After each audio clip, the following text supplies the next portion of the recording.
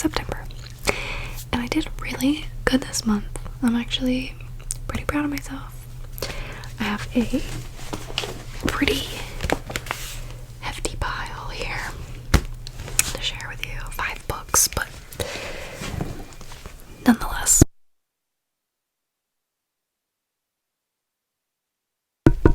Okay, so I will start with the ones that I finished first. So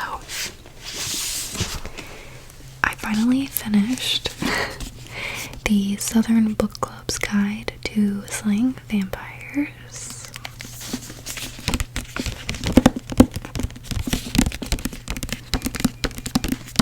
Oh my gosh.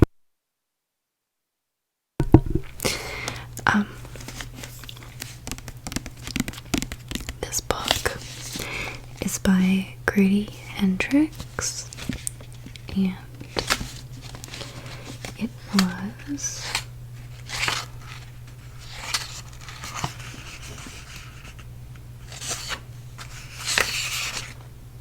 .404 pages.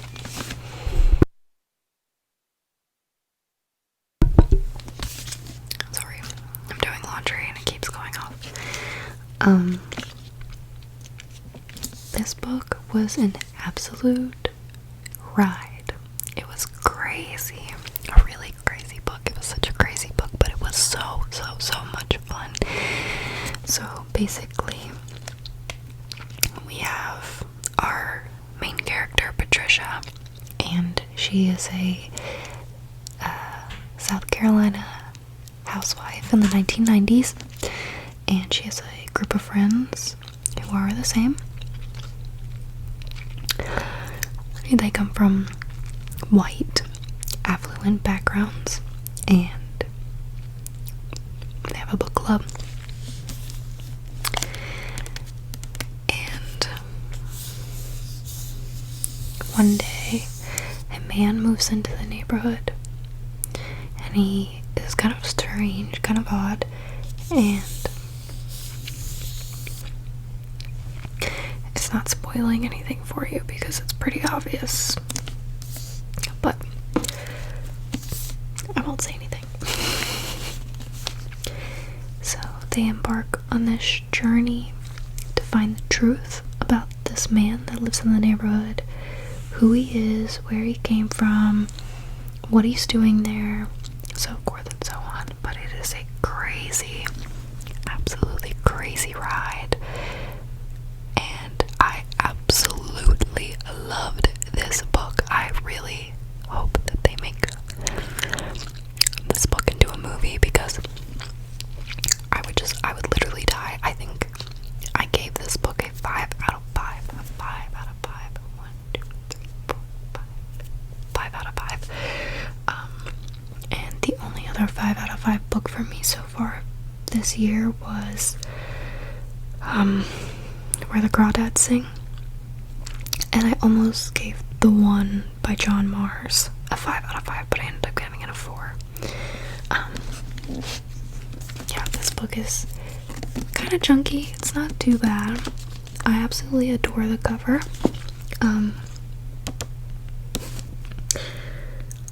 I think these are oranges, right? They look like they could be peaches. I don't know, but I have a peach tattoo. Maybe I'll just compare. But it was absolutely a great book. I highly suggest this if you want to just like laugh and have like a good read. This really does go in depth and talk more about women and women's issues and race and class and poverty, how women are treated by their husbands, especially in the 1990s in white South, because the white South and the African American South are very different. The white South is very, makes me want to shoot myself, but there were parts of this book where I was absolutely devastated for the main character. I was also mad at her a lot of times. I think this book is super relevant, but especially right now with what's going on in the world and things that we need to start paying attention to. This book was really important to read, and it dealt with a lot of deeper issues than just some women who were slaying vampires. It was actually really, really good, and I really enjoyed it. So, 5 out of 5 for me.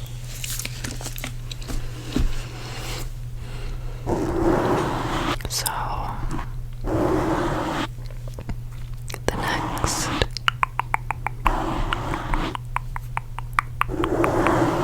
the next book that I read was Big Little Lies by Leanne Moriarty. This book, holy shit, I did not realize that it was so long. It was almost 500 pages, I think. Yeah. 488. 486, I'm sorry. Wow. I have had this physical copy of this book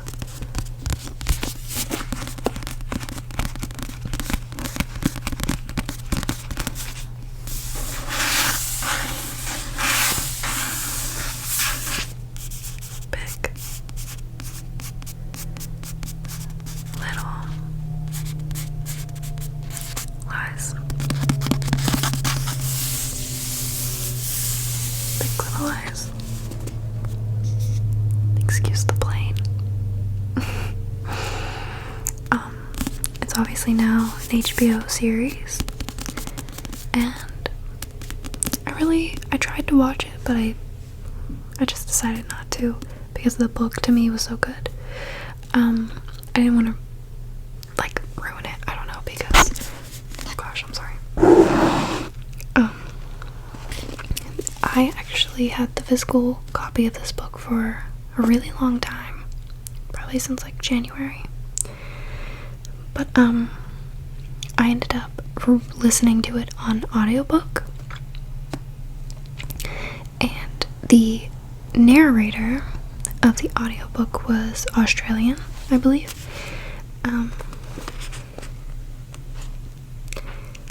And I don't know if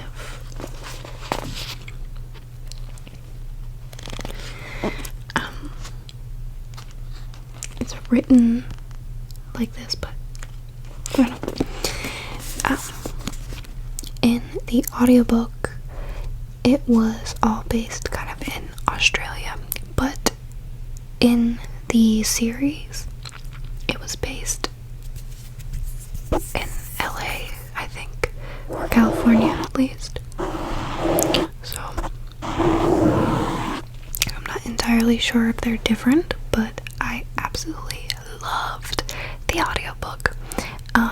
It was so cute and so clever, and the woman who was narrating it, I really loved her voice and her accent, and she really made those characters come to life. So this book follows 5 or 6 different women, and they all kind of come from different backgrounds, but they all have children of the same age, so around 5 years old, 5 or 6.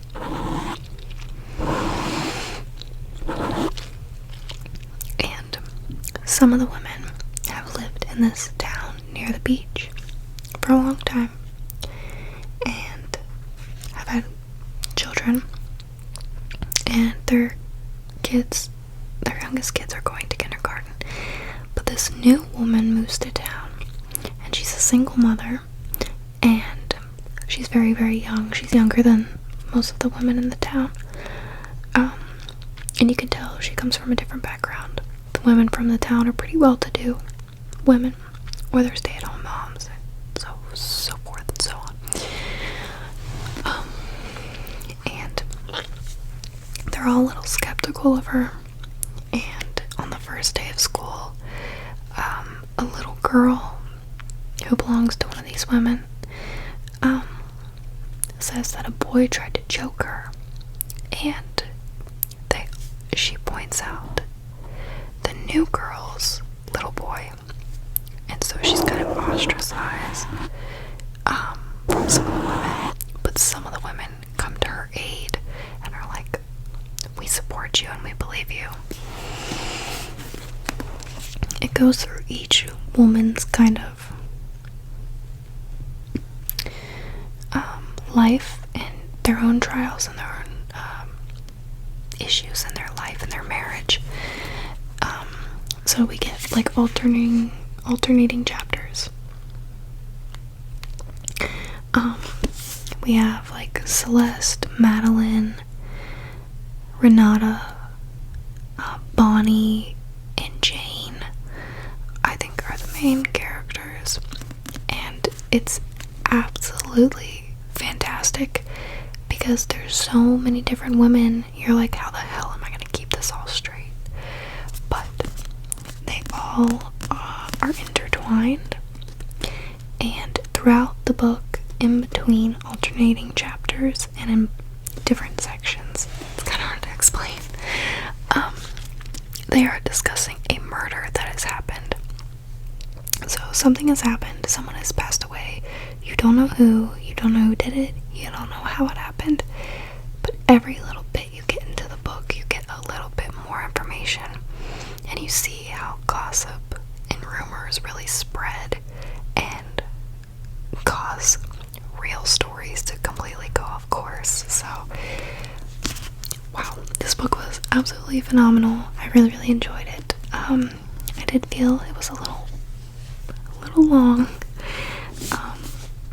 I really enjoyed it, but it wasn't like my favorite thing I ever read. So I'm giving it like a 4 out of 5.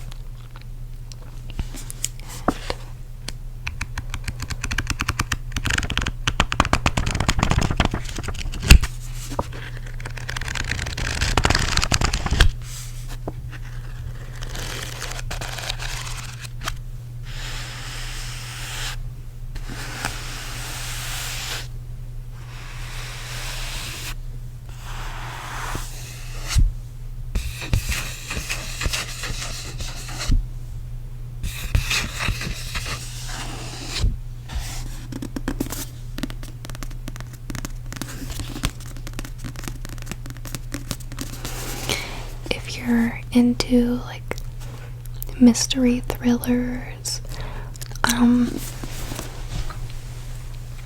with like a little suburban or like Real Housewife twist, this would be perfect for you. I will tell you now that it does have some triggers for domestic abuse and rape, but it wasn't like terrible for me to read or get through. It wasn't like a Karen Slaughter book, but those are in here, so if that's something that you don't want to read about or something that is triggering for you, I would not suggest it. But overall, I've really enjoyed this book. So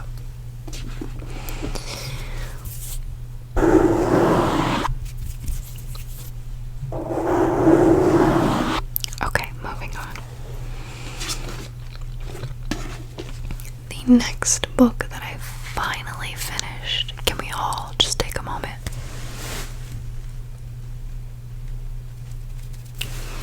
I finally finished it,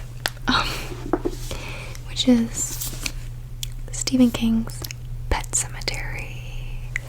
Pet Sematary, Pet Sematary, Pet Sematary, Pet Sematary, Pet Sematary by Stephen King. So, Stephen King. There's a little cat there with the little eyes. The cat's eyes with the whiskers. Trees. Pet Sematary. So, whenever I would text my uncle that I was reading this book, and every time I would text him, I'm reading Pet Cemetery, I would spell it like this, because that's how it's spelled, with an S instead of a C. And every time he would try to correct me, and he'd be like, "You're spelling cemetery wrong." Like, no, I'm not spelling it wrong. That's the way it's spelled. Like, he did that on purpose, because it's like, it's kids that created the Pet Cemetery. It's like kids who made the signs. So I'm not doing it wrong. Stephen King did it wrong. Okay, like, but anyway,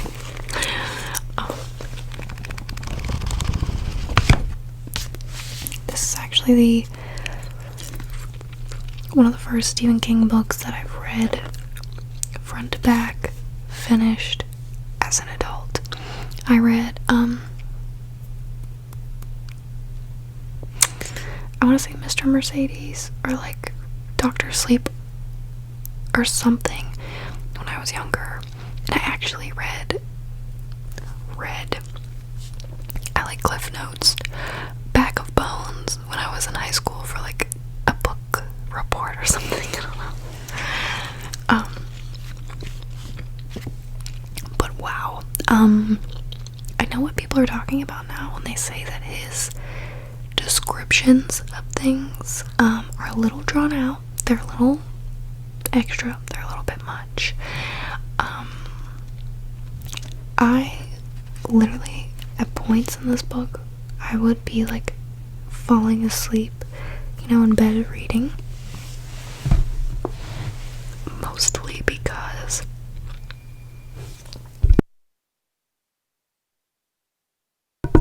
he would be describing something, which I know what he's doing. He doesn't have to like describe it in 3 paragraphs. He could have done it honestly in 1 or less than 1, but he will do it for like 3 pages of describing what a character is doing. It would get so kind of boring, honestly, to the point where I would start to like fall asleep.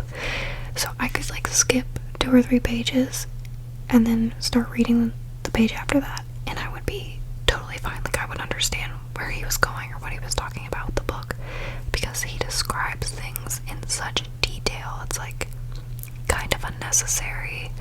I mean, that's just my opinion, but anyway, this book is about Lewis. That's his name, right? Yeah. Lewis Creed and his wife Rachel, and they have 2 kids. They have a daughter named Ellie and a son named Gage, and they moved to a new town, and their new town is very, very small, and they live on this little house which is set on like kind of a main road, like a busy highway road. And they have a really lovable neighbor named Judd, and his wife Norma live across the street. And Judd and Lewis kind of become estranged friends. And Judd kind of fills Lewis in on the town and the town's history, and kind of letting him know the area. And he lets him know, like, hey, this is on a busy road. Make sure you watch your kids, and make sure you watch your pets, because they have a cat named Winston Churchill, which is just so charming, but they call him Church. So they tell him, like, make sure you watch out. And then they find out that there is a pet cemetery that is behind their house, like down a little path in some like patch of woods. And the children who have lived in the area for years have built it and made it and maintained it, and it's like a weird, like, ritualistic thing. And there's pets that have been buried there since like 1920s, 1950s, so on and so forth. don't want to say too much about it because I'm sure you either 100% know what this is about or where it's going, or if you want to read it. I don't want to spoil too much, but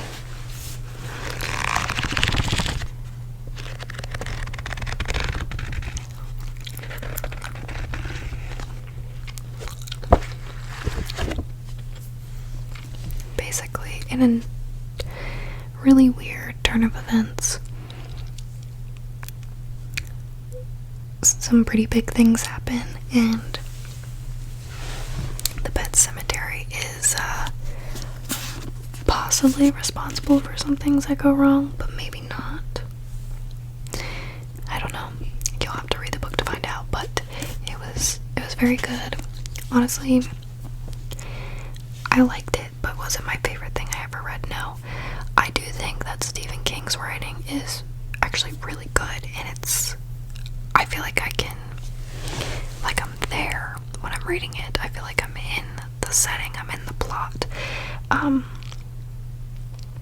which is nice, and that I really liked that about his books. But I know I kind of mentioned this on my live stream, but I just feel like, as much, Stephen King has his own accolades, and he is obviously well loved in the community and what have you, but he's a little bit overrated. I feel like when people say, like, oh my gosh, I love Stephen King, it's like saying, oh my god, I love The Office. Like, okay, everyone kind of does, but like, come on, really?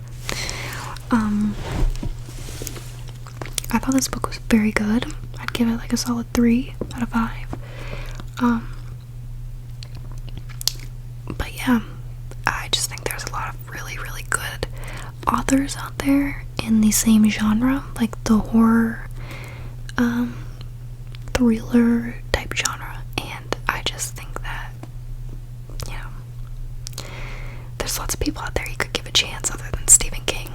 I think he's doing pretty well, so this book was very, very long. It was 394 pages. Big Little Lies was longer than that, and this felt like it took an eternity. I started this book in March, got about a third of the way through, and then picked it back up in, I want to say, like, close to the end of August, and I just finished it about two weeks ago, so it took me forever. Anyway, moving on. The next book I have.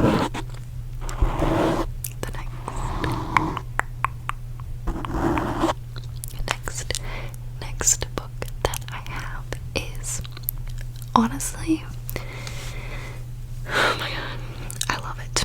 I found this at a used kind of thrift antique type mall that we have down here, and I had seen the movie plenty of times as a kid, and I was like, I don't really want to read it because I already know what happens, I feel that way. I don't think to reread books because it's not fun for me anymore, if I reread it, because I already know what's gonna happen. But that's just me personally. I don't know. Anyway, I picked up Jaws by Peter Benchley, and wow, I really, really enjoyed this book. I thought it was very entertaining and fun and funny, and also terrifying. The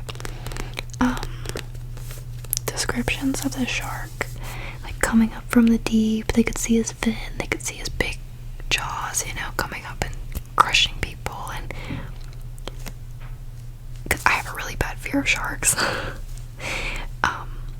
I would never purposely harm a shark or try to endanger a shark ever. I'm terrified of them. But they also like fascinate me in a weird way. Like, I love watching Shark Week and stuff like that, but I'm like terrified of sharks, so I don't know. This book is so old. You can tell it's like very yellowed pages. Like, let's see if I can get a good comparison. Oh yeah, baby. So this is Big Little Lies, and this is Jaws, and yeah, pretty old, but I love that. So I've mentioned this I think before, but I really have a soft spot in my heart for old paperback books. I love cracked spines and ripped covers and dog-eared pages. Like, I just love it. I would prefer to get like an old beat up paperback from someone's basement than like a brand new book. And I really don't like reading hardback books. So paperbacks are like my favorite. And I love when they're just like old and torn up and beat up, because to me it signifies that, one, it was either very well loved, or it's pretty old and it's probably seen a lot of things and been a lot of places, and I think it like tells its own story, you know? But anyway, this book was literally so old and falling apart that I had to tape the spine together when I was at work. I had to doctor it up a little bit.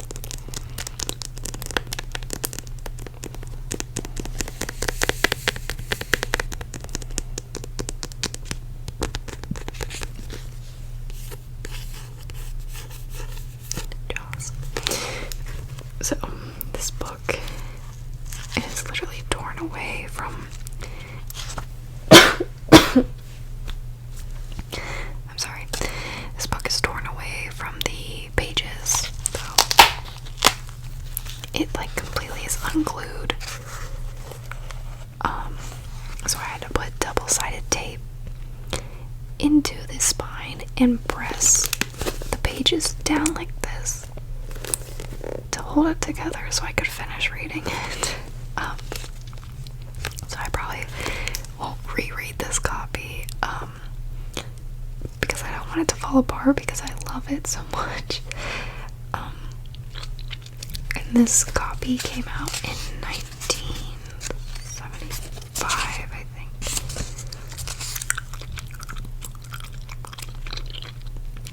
1974. So basically this follows a sheriff of a small town, like outside of New York,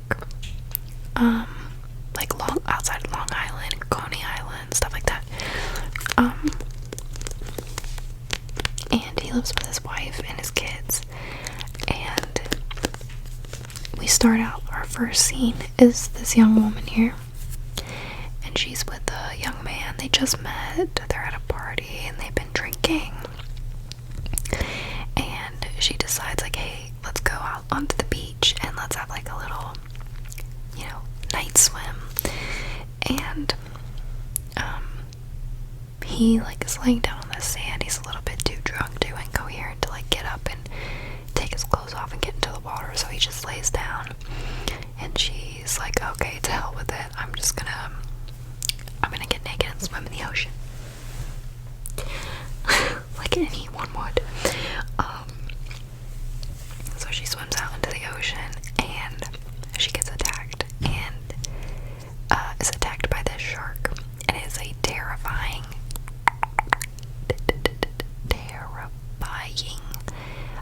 thing to read about, honestly. And so the sheriff finds out the next morning that she's been attacked, and he goes on this. The entire book is like him fighting with the mayors and the people who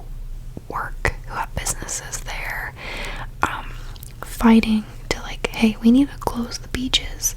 We need to make sure that the beaches are safe for the people that live here. And the mayor and the people that have businesses there are very opposed to this because it's coming up on July 4th.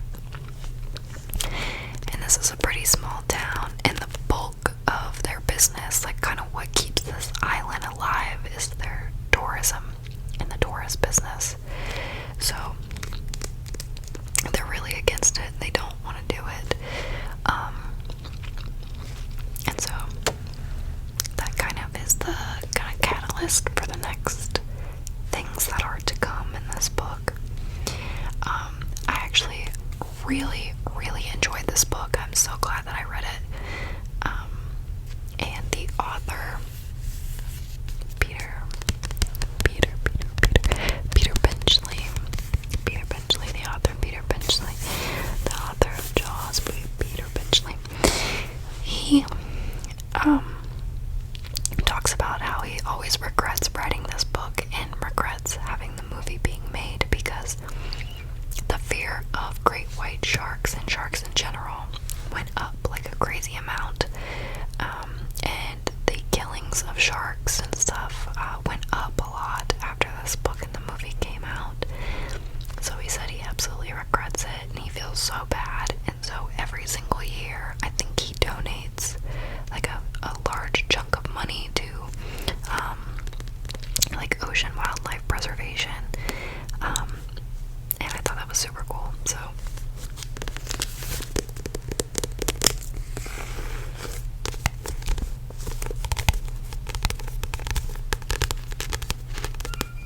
that was Jaws.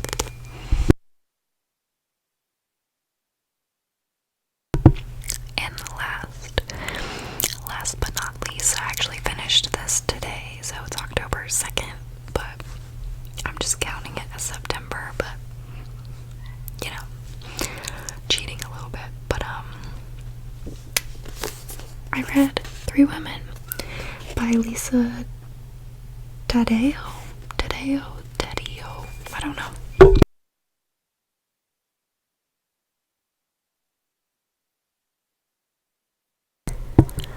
But this book was absolutely amazing. I am so glad that I read this. It kept me very engaged, and I think it was very important to read. So we follow three women. The author really did follow three different women and their real life stories. So we follow Lena, Sloane, and Maggie. And Lena is in an unhappy marriage. Her husband doesn't really want to have sex with her. He doesn't really want to like touch her or show her any type of real affection in the bedroom. And she's really craving that. And so she decides to start up an online affair with someone that she used to know, someone she used to go out with when she was younger.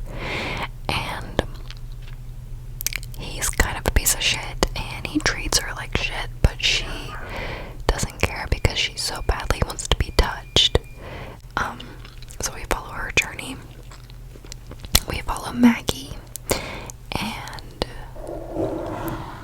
Maggie is a young girl who had a inappropriate relationship with her former teacher, and how that relationship she didn't really see as inappropriate back then is definitely was, and she was a minor, so he took advantage of her, and he should have known better. But people like that are complete fucking assholes, and I've been through it, not with a teacher, but I've been through an inappropriate relationship like that as I was way too young, and the people who are adults in that situation need to understand that that is wrong, and what they're doing is morally and legally wrong, and it is never the younger person's fault, male or female. It's never their fault. And we kind of follow her journey court and her accounts of that time when she was younger. And then we follow Sloane, and Sloane is in a happy marriage for all intents and purposes. She's in a pretty happy, committed relationship with her husband, and they're very well to do. They own a restaurant, and they're living pretty well, but her husband prefers to see her have sexual relationships with other men and women. And at first, it's not really something she's into, but then she decides, like, what the hell, I'll just do it because it makes him happy. So it follows their accounts of that as well. And it was a crazy ride. It was super fun, kind of heartbreaking at times, and I highly suggest it. I do want to say that it does have triggers for rape, inappropriate relationships with a minor, stuff like that. But the writing, though, beautiful writing, gorgeous writing, almost poetic in a way. Descriptions in this book were just chef's kiss. It wasn't like, one thing was described really well. It was, the entire book was super consistent, of just like beautiful writing. So I will say that it was gorgeous to read. Let's see here.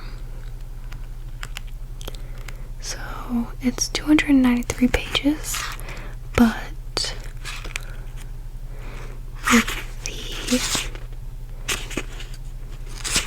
with the epilogue, it was 304. So it was a pretty short book, and I just flew through it.